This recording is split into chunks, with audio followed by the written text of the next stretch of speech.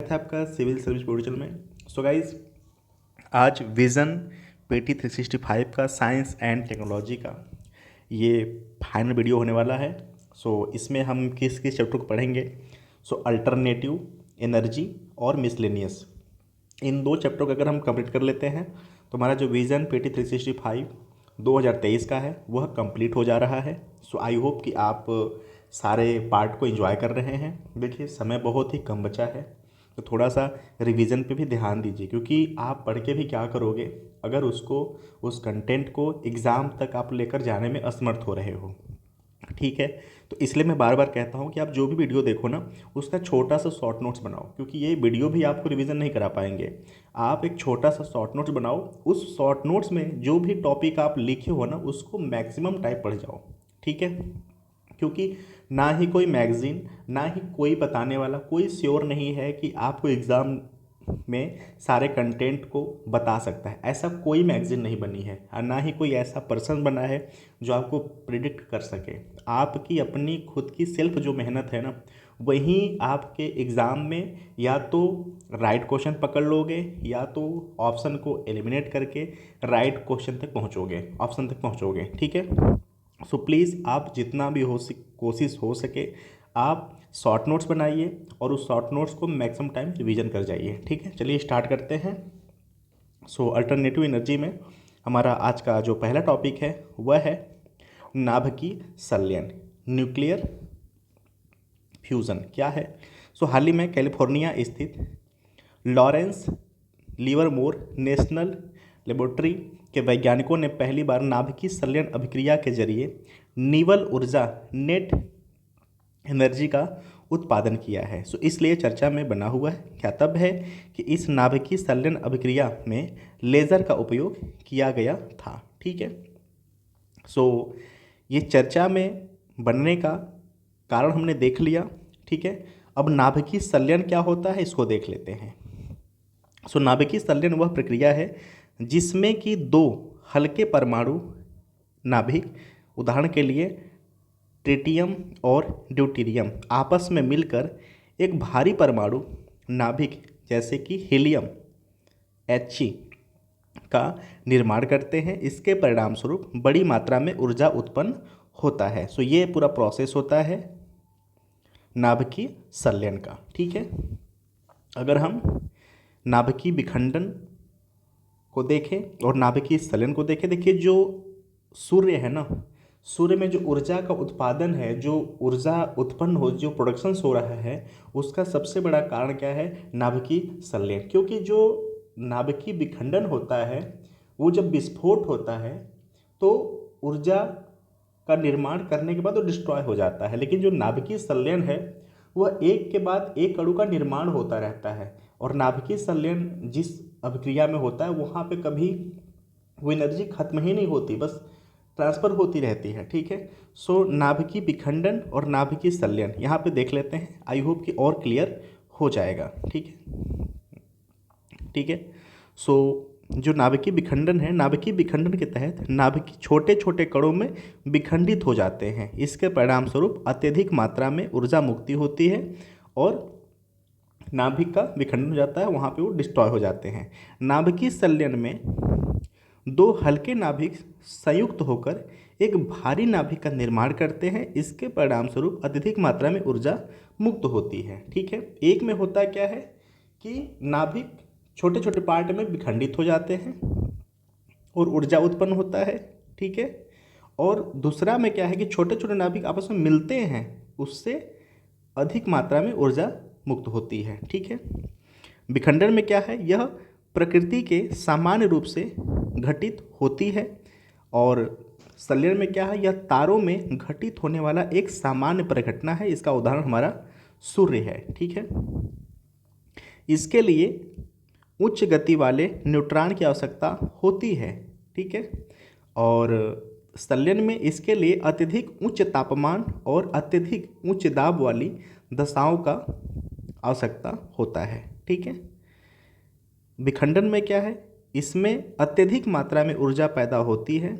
संलयन में क्या है, इस हल्के हल्के नाभिक अभिक्रिया से अत्यधिक मात्रा में ऊर्जा उत्पन्न होता है। भारी नाभिकों की अभिक्रियाओं से ऊर्जा उत्पन्न होने की संभावना न के बराबर होता है। सो आई होप कि आप समझ पाए कि क्या होता है। अगर उदाहरण की बात करें तो ड्यूटेरियम और ट्रिटियम के बीच जब जुड़ता है तो वहाँ पर संलयन होता है और ऊर्जा का निर्माण होता है। ठीक है, और हमने सूर्य भी देखा है कि जो सूर्य है वो जीता जागता उदाहरण है नाभिकीय संलयन का।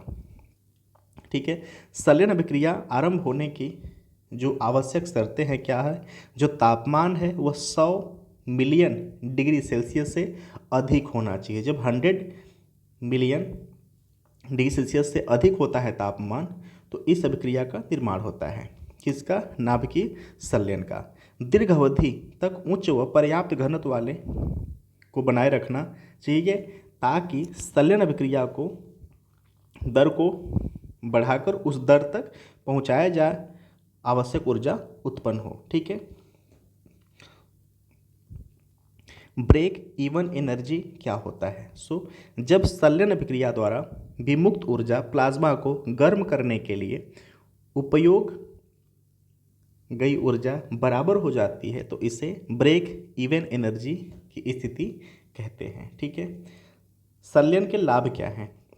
प्रचुर मात्रा में ऊर्जा प्राप्त होता है, ईंधन बड़े पैमाने पर उपलब्ध होता है, कार्बन डाइऑक्साइड जैसी हानिकारक गैस उत्सर्जित नहीं होते हैं, नाभिकीय विखंडन की तुलना में बहुत कम रेडियोधर्मी अपशिष्ट उत्पन्न होती है। ठीक है, संलयन अभिक्रिया की चुनौतियां क्या है? इसमें उच्च तापमान पर पदार्थ केवल प्लाज्मा अवस्था में मौजूद होता है, इसके साथ काम करना बेहद मुश्किल होता है।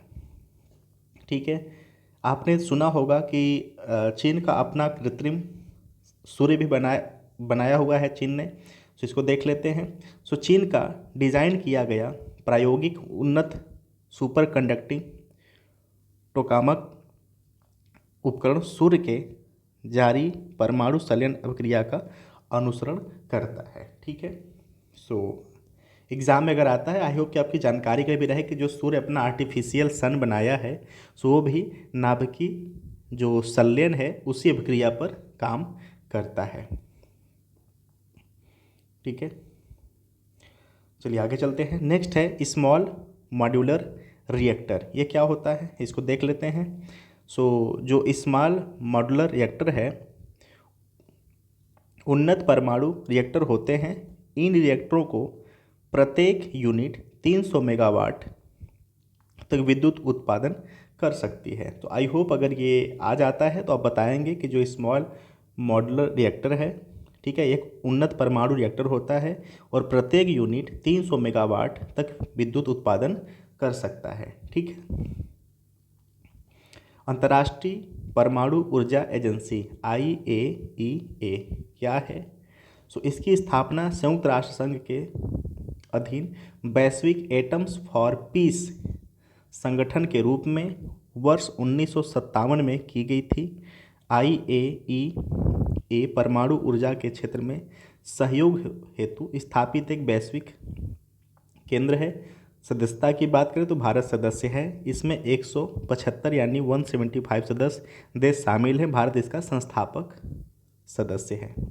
ठीक है, इसके कार्य की बात करें तो यह एजेंसी परमाणु तकनीक के सकुशल, सुरक्षित और शांतिपूर्ण उपयोग को सुनिश्चित करने हेतु इसके योगदान को अधिकतम करने का प्रयास करती है।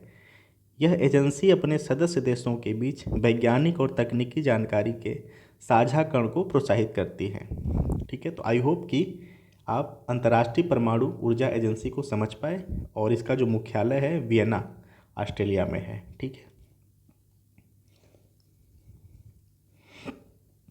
नेक्स्ट हमारा है हाइपर लूप सिस्टम। भारतीय रेलवे हाइपर लूप प्रौद्योगिकी के लिए उत्कृष्टता केंद्र स्थापित करने के उद्देश्य से IIT मद्रास के साथ सहयोग कर रहा है।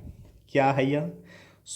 अधिक उन्नत और व्यवहार्य मॉडल बनाने के लिए हाइपर लूप प्रौद्योगिकी में प्रयोग सिद्धांत को वैक्यूम ट्रेन के विचार पर विकसित किया गया है। ठीक है, हाइपर लूप प्रौद्योगिकी की विशेषताएं क्या है? इसके चारों ओर से बंद कक्ष वाले एक चैम्बर का प्रयोग किया जाता है। इसे पॉड कहा जाता है। यह ट्यूब या सुरंग के माध्यम से यात्रियों या मॉल को एक स्थान से दूसरे स्थान पर ले जाता है। साथ ही इसके घर्षण को कम करने के लिए अधिकांश वायु हटा दी जाती है। ठीक है।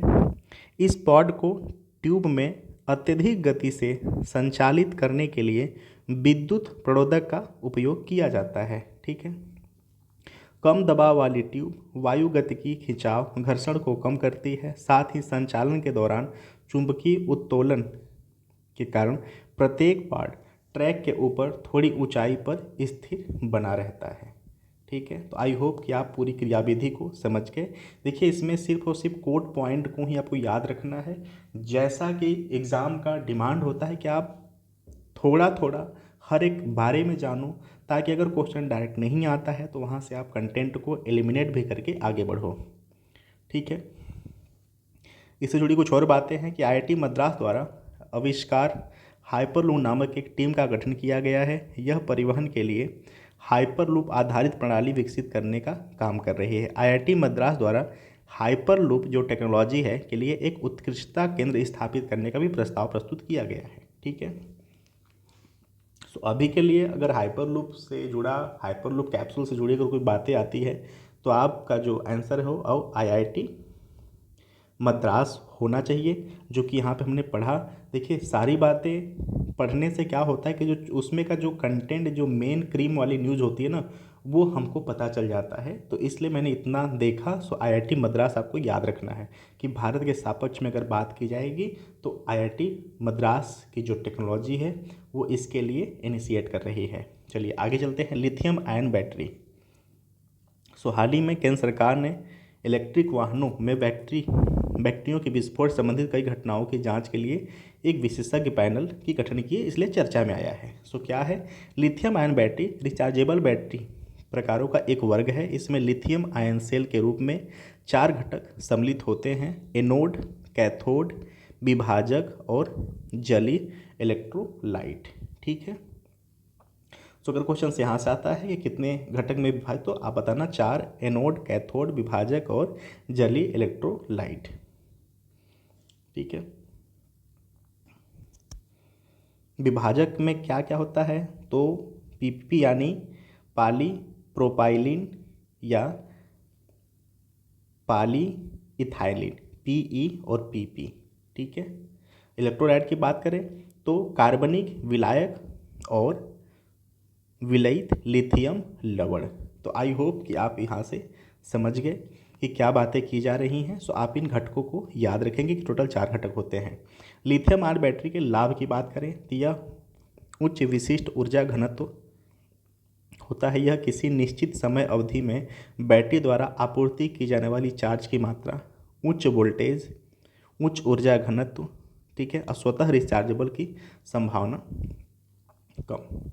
ठीक है। लिथियम आयन बैटरी संबंधी नुकसान की अगर बात करें तो यह कम स्थिरता क्या होता है, लिथियम की अनुपलब्धता है।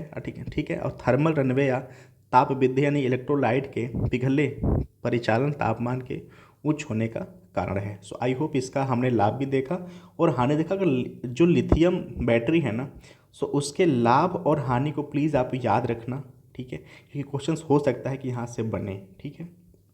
भारत में लिथियम आयन बैटरी के लिए उठाए गए कदम की अगर बात करें तो national missions on transformative mobility यानी कि घरेलू लिथियम आयन सेल विनिर्माण और विद्युत वाहन जो इलेक्ट्रिकल व्हीकल हैं ईवी के घटकों के विनिर्माण को प्रोत्साहित करने के लिए एक राष्ट्रीय मिशन की शुरुआत की गई है। तो आप याद रखना, national missions on transformative mobility. ठीक है। इसरो और भेल के मध्य समझौता हुआ है। क्या? कम लागत वाली लिथियम आयन बैटरी को विकसित करने के लिए प्रौद्योगिकी हस्तांतरण समझौते पर हस्ताक्षर किया गया है। तो इसरो और भेल आप याद रखना। ठीक है। इसरो और भेल आप याद रखना, इनका क्या मोटिव है कि जो कम लागत वाली लिथियम आयन बैटरी को विकसित करने के लिए जो टेक्नोलॉजी हस्तांतरण पे इनका समझौता हुआ है। ठीक है। तो आई होप सो कि आप इसको याद रखेंगे। और लिथियम जो ट्रायंगल राष्ट्र हैं, भारत लिथियम ट्रायंगल राष्ट्रों तथा अर्जेंटीना, बोलिविया, चिली पर विशेष ध्यान केंद्रित कर रहा है। ठीक है। अगर लिथियम के बारे में जाने तो वर्तमान में लिथियम का उत्पाद कठोर चट्टान व लवड़ी खानों से किया जाता है।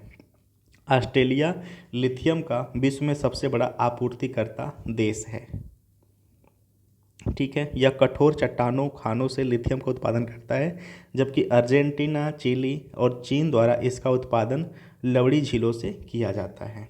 तो ये भी याद रखना कि जो विश्व में सबसे बड़ा आपूर्ति करता है लिथियम का वह ऑस्ट्रेलिया है, लेकिन ऑस्ट्रेलिया जो है चट्टानों से प्राप्त करता है, बाकी जो अर्जेंटीना, चिली और चीन है ये लवड़ी झीलों से प्राप्त करते हैं। भारत में अगर देखें लिथियम का, तो भारत में अब तक खोजे गए लिथियम के पहले जो अवशेष कर्नाटक के मांड्या जिले में प्राचीन आग्नेय चट्टान में प्राप्त हुए हैं। हाल ही में जम्मू कश्मीर में लिथियम के भंडार भी खोजे गए हैं। वर्तमान में भारत अपनी सभी आवश्यकताओं के लिए लिथियम का आयात करता है। चीन और हांगकांग इसके सबसे बड़े आपूर्तिकर्ता देश हैं भारत के लिए, और विश्व का ऑस्ट्रेलिया। ठीक है, अगर यहाँ पैरामीटर की बात देखें तो विश्व में लिथियम जो भंडार और उपलब्धता की बात करें तो ऑस्ट्रेलिया में 23% है पूरे विश्व का उपलब्धता, उत्तरी अमेरिका 20%, दक्षिणी अमेरिका 48%, यूरोप 6%, अफ्रीका 3%। और विश्व में आपूर्तिकर्ता की बात करें तो पहले पे है ऑस्ट्रेलिया। ठीक है, तो ये आप याद रखना। और भारत के अगर सापेक्ष में बात करें तो हांगकांग और चीन। ठीक है ना। ईवी मुख्य रूप से लिथियम आयन बैटरी के उपयोग पर आधारित होते हैं, अतः ऐसे में लिथियम आयन बैटरी में आग लगने संबंधित कमियों और समस्याओं की जांच करना आवश्यक है, इसीलिए चर्चा में बना हुआ था। ठीक है, लेड एसिड बैटरी क्या है? ठीक है, बैटरी के विभिन्न प्रकार। तो लेड एसिड बैटरी क्या है? यह अन्य बैटरी तकनीकों की तुलना में कम लागत वाली और काफ़ी मजबूत तथा परिपक्व तकनीक पर आधारित होती है। इसकी हानि क्या है? ये अत्यधिक वजनी होता है, आकार में बड़ा होता है, इसका रिचार्जेबल जीवन चक्र तुलनात्मक रूप से कम होता है। निकल कैडमियम बैटरी की अगर बात करें तो ये सभी आकारों में उपलब्ध होती है और इन्हें आसानी से एक स्थान से दूसरे स्थान तक ले जाया जा सकता है, लेकिन कमी की बात करें तो इसमें मौजूद कैडमियम का पर्यावरण और नकारात्मक प्रभाव पड़ सकता है।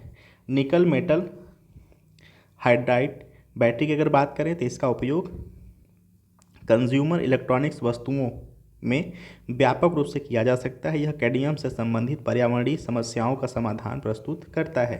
ठीक है, अगर हानि की बात करें तो निकल काफ़ी महंगा होता है, इसके लिए बैकअप प्रदान करने वाली बैटरियों में इसका उपयोग नहीं किया जाता है। इसका सेल्फ डिस्चार्ज रेट भी अधिक है तथा इसे चार्ज होने में भी अधिक समय लगता है। लिथियम आयन बैटरी की बात करें तो इसमें कम स्पेस में ही अधिक मात्रा में ऊर्जा को स्टोर यानी उच्च ऊर्जा घनत्व किया जा सकता है। यह वजन में हल्की और आकार में छोटी होती है, इसलिए इसे सर्वाधिक उपयुक्त माना जाता है। लिथियम जैसे कच्चे माल पर निर्भरता इसका निगेटिविटी है। विनिर्माण संबंधी चुनौतियाँ, कुछ प्रकार की बैटरियों में ओवर चार्जिंग की भी समस्या पाई जाती है। सॉलिड स्टेट बैटरी की बात करें तो इसकी अधिक मात्रा में ऊर्जा को स्टोर किया जा सकता है और इनकी चार्ज डिस्चार्ज चक्र की संख्या भी काफ़ी अधिक होती है। विषम परिस्थितियों में भी इनका लंबे समय तक उपयोग किया जा सकता है। इसकी हानि की बात करें तो इन बैटरियों के समक्ष विनिर्माण और बुनियादी तकनीकी समक्ष की संबंधित चुनौतियाँ मौजूद हैं। मेटल एयर बैटरी की बात करें तो लिथियम आयन बैटरियों की तुलना में इन बैटरियों में अधिक मात्रा में ऊर्जा स्टोर किया जा सकता है, लेकिन इसकी हानि क्या है? ये विद्युत द्वारा पुनः चार्ज नहीं किया जा सकता। लिथियम आयन बैटरी की तुलना में इनका चार्ज डिस्चार्ज दर कम होता है। सो आई होप सो कि हमने लिथियम आयन बैटरी को तो जाना, बाकी जितने भी जुड़े बैटरियां हैं इनके बारे में भी हमने जानने की कोशिश किया। ठीक है, सो आई होप कि आप चीज़ों को समझ रहे हैं। देखिए एवरीबॉडी, आप ना अपने हिसाब से भी चीज़ों को कवर कर सकते हैं, इसकी भी करके पढ़ सकते हैं। देखिए मेन हमारा मोटिव एग्ज़ाम का है। सो जब आप प्रीवियस ईयर का पेपर देखेंगे ना तो आप ये अनुमान लगा सकते हैं कि हमें किस क्वेश्चंस को छोड़ना है, किस टॉपिक को छोड़ना है, किस सेगमेंट को छोड़ के हम आगे बढ़ सकते हैं, क्योंकि इसमें पूरा नहीं पढ़ना होता। आप एग्ज़ाम के प्रीवियस ईयर पेपर के डिमांड के अनुसार से काम करो। ठीक है, चलिए आगे चलते हैं। नेक्स्ट है फ्लैश ईंधन क्या है? सड़क परिवहन और राजमार्ग मंत्रालय ने भारत में flexi fuel strong hybrid electric vehicle FFV पर अपनी तरह का पहला पायलट प्रोजेक्ट लॉन्च किया है। सो आई होप कि आप ये समझ गए कि जो फ्लैक्स ईंधन है, ठीक है, वह किस से जुड़ा हुआ है और किस मंत्रालय से। तो आप ये सड़क परिवहन और राजमार्ग मंत्रालय, ये नाम आप याद रखेंगे, ठीक है। सो वैकल्पिक ईंधन, अगर तुलना की बात करें तो ईंधन के प्रकार, महत्व और चुनौतियाँ, ठीक है। सो एथनॉल ईंधन के रूप में अगर बात करें, ठीक है, तो नवीकरणीय घरेलू रूप से उत्पादित परिवहन ईंधन गैसोलीन की तुलना में इसकी ऑक्टेन संख्या उच्च होती है, ठीक है। सो अपनी जानकारी के लिए इसको याद रखना। एग्ज़ाम में अगर यूपीएससी की बात करें तो आई होप सो कि ये नहीं आने वाला है, ठीक है, क्योंकि बहुत डीप में भी जाके पूछते हैं, लेकिन अप्लीकेशंस फॉर्म पूछते हैं वो, ठीक है। फ्लेक्स ईंधन की बात करें तो इसकी प्रति लीटर मूल्य गैसोलीन की तुलना में सस्ता होता है और यह उपभोक्ता के लिए आर्थिक रूप से बेहतर भी है। चुनौती की बात करें तो बैटरी से चलने वाले ईवी या हाइड्रोजन ईंधन सेल से चलने वाले वाहनों की तुलना में इसका पर्यावरण संबंधी लाभ कम है, ठीक है।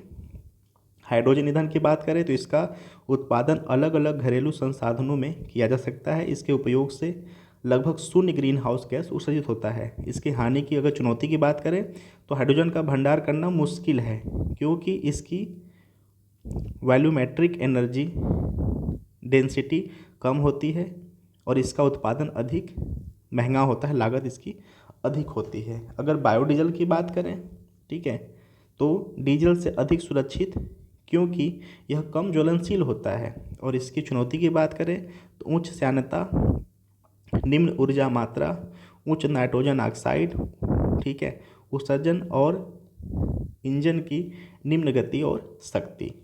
अगर विद्युत की बात करें तो इसमें फ्यूल इकोनॉमी में सुधार आता है, इसके ईंधन के रूप में लागत कम आती है तथा इसमें उत्सर्जन में भी कमी आती है, ठीक है। अगर चुनौती की बात करें तो गैस स्टेशनों की तरह सार्वजनिक चार्जिंग स्टेशन की उपलब्धता हर जगह नहीं है।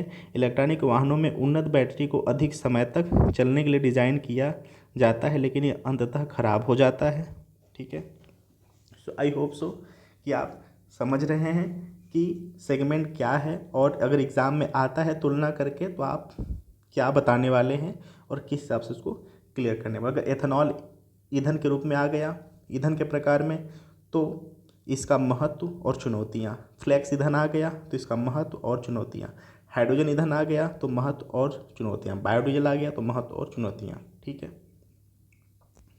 फ्लैक्स फ्यूल व्हीकल देख लेते हैं। सो पारंपरिक वाहनों की तरह फ्लैक्स फ्यूल से चलने वाले वाहनों में आंतरिक दहन इंजन होता है, और आंतरिक दहन इंजन और किस में होता है, पेट्रोलियम जो इंजन होते हैं उसमें भी होता है, ठीक है। तो हालांकि ना सामान्य पेट्रोल के बजाय पेट्रोल के साथ एथनॉल या एथनॉल मिश्रण के वाले ईंधन से चलाया जा सकता है। तो आई होप ये इम्पॉर्टेंट है हमारी जानकारी के लिए। सो जो फ्लैक्स फ्यूल व्हीकल है, ठीक है, उसमें आंतरिक दहन इंजन होता है तभी ऑपरेट करेंगे, और इन्हें सामान्य पेट्रोल के बजाय पेट्रोल के साथ एथेनॉल या मेथेनॉल के मिश्रण वाले ईंधन के साथ चलाया जा सकता है, ठीक है। इसमें एथेनॉल का जो मिश्रण है 20% से 85% के बीच हो सकता है, ठीक है। सो आई होप आप इसको ज़रूर याद रखेंगे, ठीक है। फ्यूल सेल, सो हाल ही में भारत की पहली स्वदेशी रूप से विकसित हाइड्रोजन फ्यूल सेल बस लॉन्च की गई है, ठीक है। अब बस वैज्ञानिक और औद्योगिक अनुसंधान परिषद CSIR, ठीक है। सो ये आप याद रखना, जो CSIR है, काउंसिल ऑफ साइंटिफिक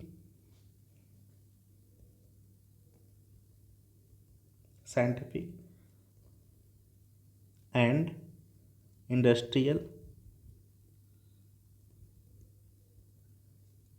रिसर्च, ठीक है।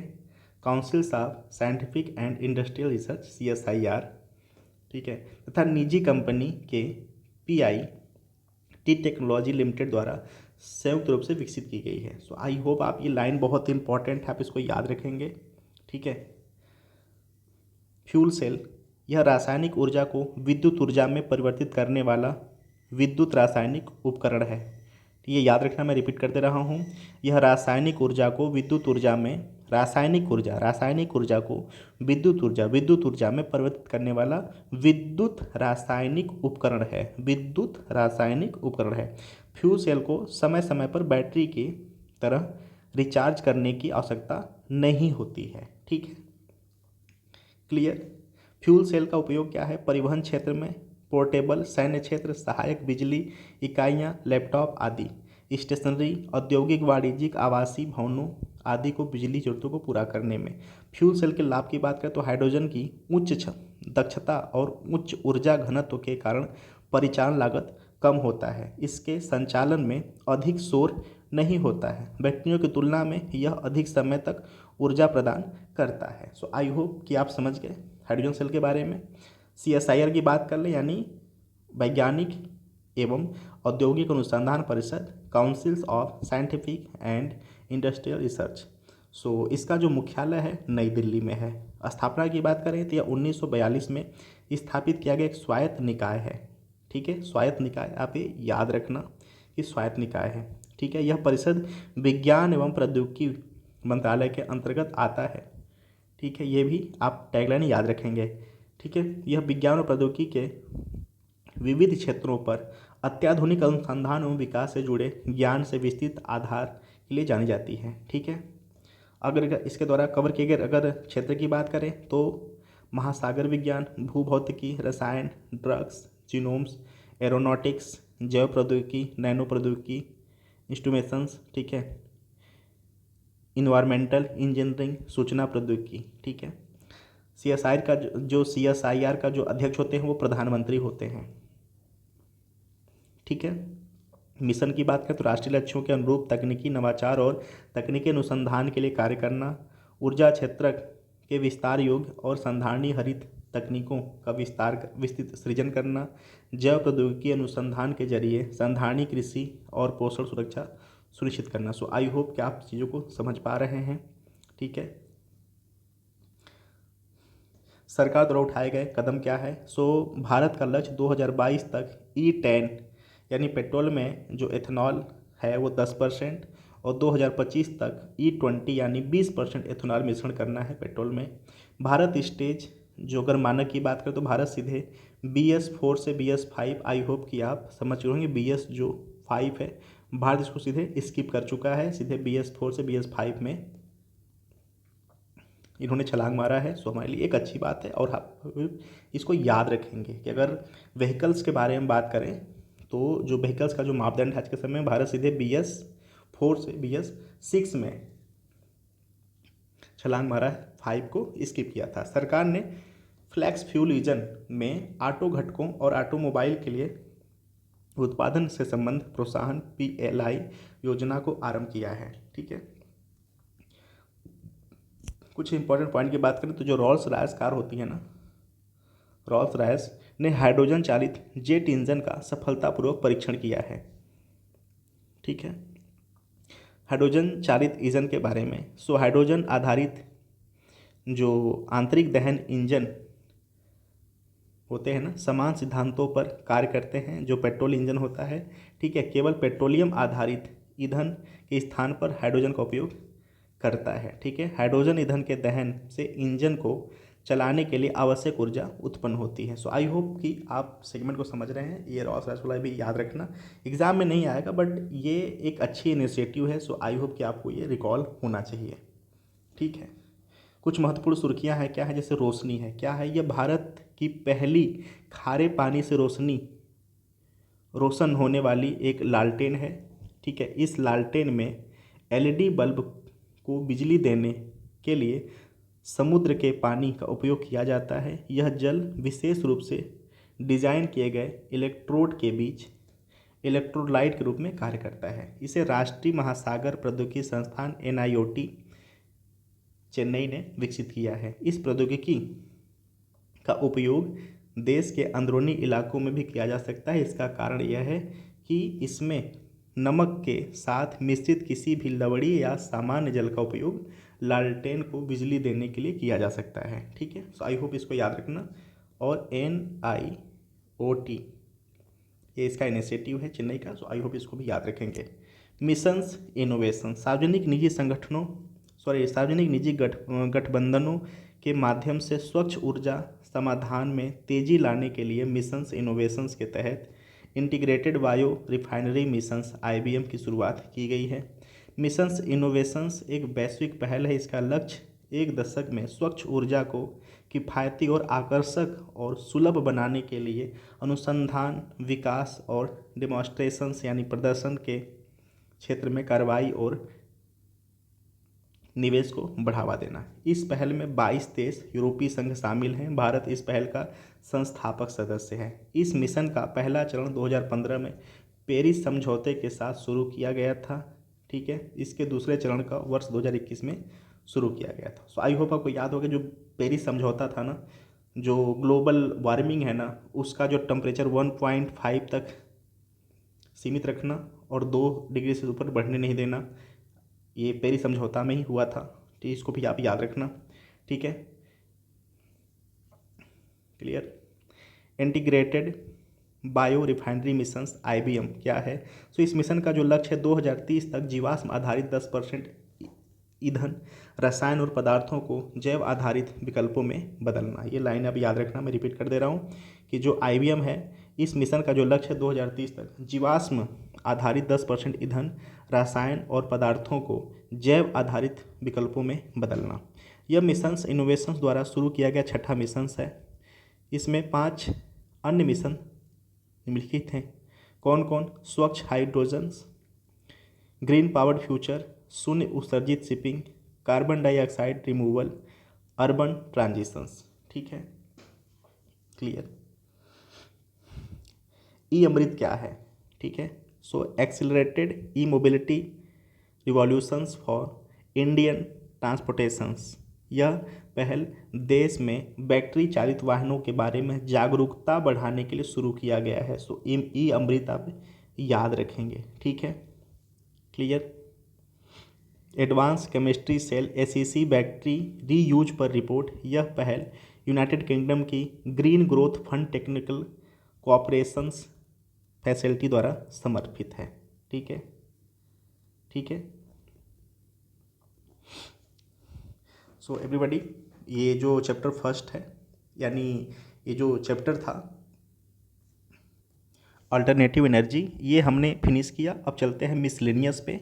वो भी बहुत छोटा सेगमेंट है, उसको भी देख लेते हैं। और हमारा जो साइंस एंड टेक्नोलॉजी का PT 365 है, वो इस वीडियो के साथ कंप्लीट हो रहा है। सो स्टार्ट करते हैं मिसलेनियस टॉपिक। ठीक है, सो आचार्य जगदीश चंद्र बोस, JC बोस। संस्कृति मंत्रालय ने भारतीय वैज्ञानिक आचार्य जगदीश चंद्र बोस यानी JC बोस की 164वीं, जस्ट वेट, ठीक है, 164वीं जयंती के अवसर पर एक अंतर्राष्ट्रीय सम्मेलन का आयोजन किया। JC बोस का जो 1858 से 1947 को देख लेते हैं। वह एक भारतीय भौतिक वैज्ञानिक और प्लांट फिजियोलॉजिस्ट यानी पादप क्रिया वैज्ञानिक थे। ठीक है, राष्ट्रवादी आदर्शों से प्रेरित होकर उन्होंने 1917 में बोस संस्थान की स्थापना की थी। ये भी याद रखना। ठीक है, बोस ऑर्गेनाइजेशन की उन्होंने स्थापना किया था। वह अंतर विषयक अध्ययन के प्रति समर्पित एशिया का पहला आधुनिक अनुसंधान केंद्र था। सो जो इंटर डिसिप्लिनरी अध्ययन था ना, इसके लिए भी प्लीज़ आप याद रखना, बहुत ही इनोवेटिव उस समय का ये इनका स्टडी था। ठीक है, वह 1904 में अमेरिकी पेटेंट से सम्मानित होने वाले पहले एशियाई थे। ठीक है, इसके अलावा 1920 में श्रीनिवास रामानुजम के साथ रॉयल सोसाइटी के फेलो बनने वाले प्रथम एशियाई थे। ठीक है, उन्हें 1927 में भारतीय विज्ञान कांग्रेस के 14वें अधिवेशन के अध्यक्ष के रूप में भी नियुक्त किया गया था। तो ये भी इम्पोर्टेंट है, आप इसको याद रखना। मैं रिपीट कर रहा हूँ कि 1927 में भारतीय विज्ञान कांग्रेस के 14वें अधिवेशन के अध्यक्ष के रूप में भी नियुक्त किया गया था।